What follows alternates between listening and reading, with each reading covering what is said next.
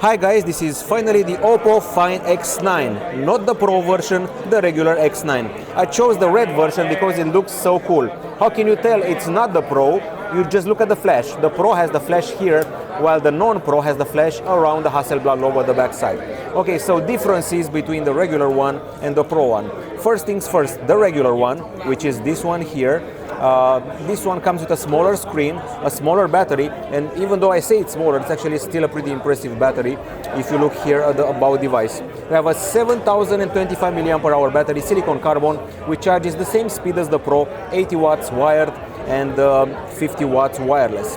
And at the same time you also get a Hasselblad optics, then a 6.59-inch screen with special Pro XDR display, 1 billion colors to show, and other welcome extras. It's an AMOLED screen, of course, with HDR10+, HDR Vivid, and Gorilla Glass, unspecified version. We got glass at the front with very narrow bezels, we got glass at the backside in a beautiful red, and an aluminum frame.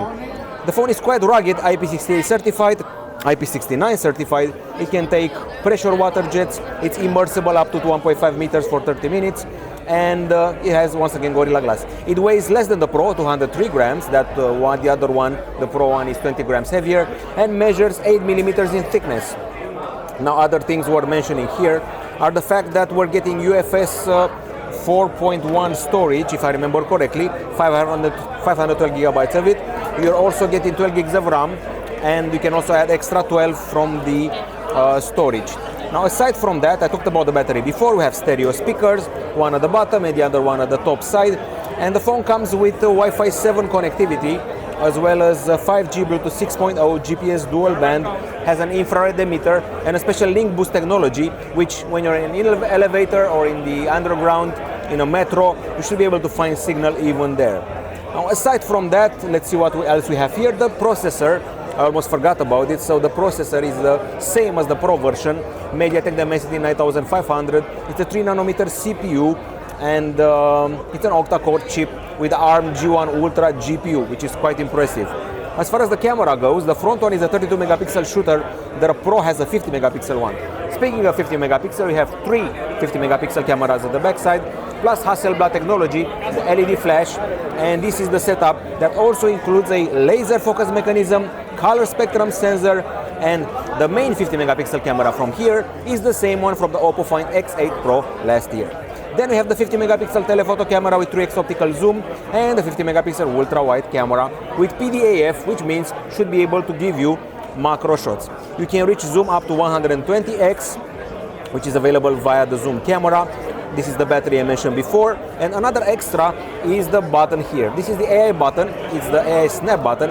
So if you press it once, you're going to record what's on the screen and put it in a special repository where you can find your photos, your information, your vocal recording and all that. It's been added there, and I can go to that mind space myself.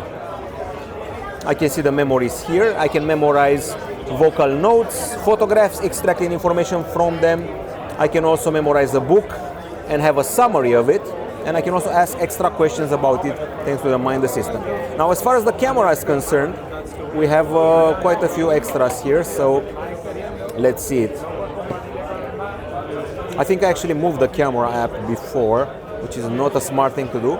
So this is the camera app, and these are the features you're getting. As you can see, a pretty impressive level of zoom.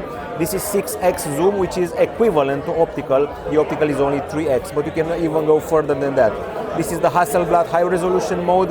You're taking full 50 megapixel shots, and you can also take 4K motion photos. Usually motion photos are slower, smaller in resolution and detail.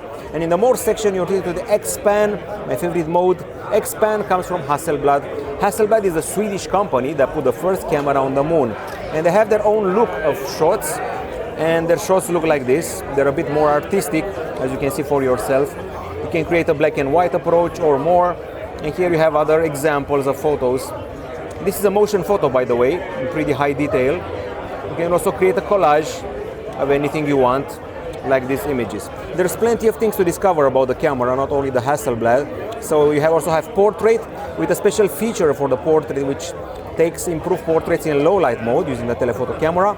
This is the photo department, this is the video. And by the way, you can shoot video up to 4K at 120 frames per second, which is good for fast moving subjects. This is the master mode. where you can spark your creativity and you can do some customization. For the photos, you can play with JPEG RAW Max and JPEG, the equivalent of log files in the photo. And this is the Pro mode with white balance tweaks, focus, exposure, shutter, and ISO. And master, once again, can apply to multiple things. So when it comes to the video, let me see where we can actually find that. This is the auto, and we should also be able to find there's a log mode, I remember, on the other model. I don't see it here. Oh, I see it. It's Pro Video, and you can activate a special stabilization for the anti-shake and the log mode. With the log mode, the resulting video will be a bit gray. However, you can do colorizing after the fact because it records multiple data about your capture. How much multiple data? Well, we have a multispectral sensor for the colors on the backside. It's picking up 9 channels of colors, which is pretty impressive in my book. So this is the brand new Oppo Find X9, starting at 999 euros. You're not missing much in comparison with the Pro model, particularly because the main camera is the last year's main camera from the Find X8 Pro.